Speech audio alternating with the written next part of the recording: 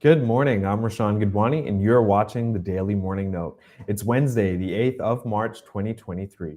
In our trade of the day, Phillip Security Research Analyst Zane Aw has a buy on Keppel DC REIT. The buy price is 2.01 Singapore dollars. The stop loss is 1.96 Singapore dollars, and you can take profit at 2.12 Singapore dollars. Singapore shares were marginally higher on Tuesday as investors focused their attention on an upcoming speech by Federal Reserve Chair Jerome Powell on the monetary policy of the United States. Investors are waiting to find out interest rate forward movements from Powell's testimony before the U.S. Senate on Tuesday and Wednesday. Wall Street stocks tumbled on Tuesday after Federal Reserve Chair Jerome Powell said the U.S. central bank could hike rates more than expected to quash inflation. The Dow Jones Industrial Average shed around 575 points, or 1.7%, to finish at 32,856.46. The broad-based S&P 500 shed 1.5% to 3,986.37, while the tech-rich Nasdaq Composite Index dropped 1.3% to 11,530.33. Lian Group has won a new construction project, which brings its total order book in Singapore to $2.1 billion. These contracts will provide a sustainable flow of activity through financial year 2021, ending May 2027. Mainboard-listed Costco Shipping International has entered into a joint venture or JV agreement with Supply Fortune to invest in logistics infrastructure assets. Through these investments, they seek to grow the logistics supply chain value in Southeast Asia and plan to also lease the assets for rental income.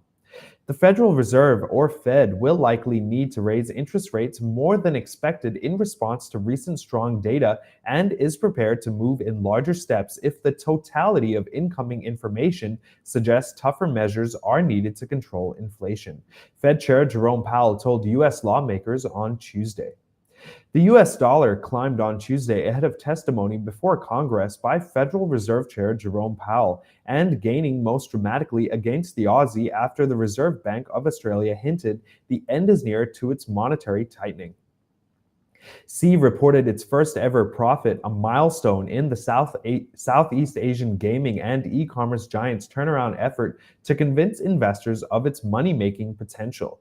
The stock gained as much as 19% in U.S. trading to its highest intraday level since August after the Singapore-based company said net income was $426.8 million in the fourth quarter, helped by drastic cost reductions. Apple is returning to a frequent trick it uses to keep buyers interested in its current iPhone line until the new model arrives, adding a new color. The company announced a yellow version of the iPhone 14 and 14 Plus on Tuesday, adding to the existing midnight, blue, purple, red, and starlight options. Quotient Technology, the parent of Coupons.com, is exploring options that include a sale of the company as it grapples with a collapse in advertising revenue, according to people familiar with the matter. Quotient benefited from the COVID-19 pandemic lockdowns that drove many consumers to online grocery shopping. In our research section, Phillip Security Research Analyst Umber Shah maintains a buy recommendation on Salesforce with a target price of $219. That's all for today. For financial news, tune in weekdays at 8:30 a.m. live on YouTube and Facebook.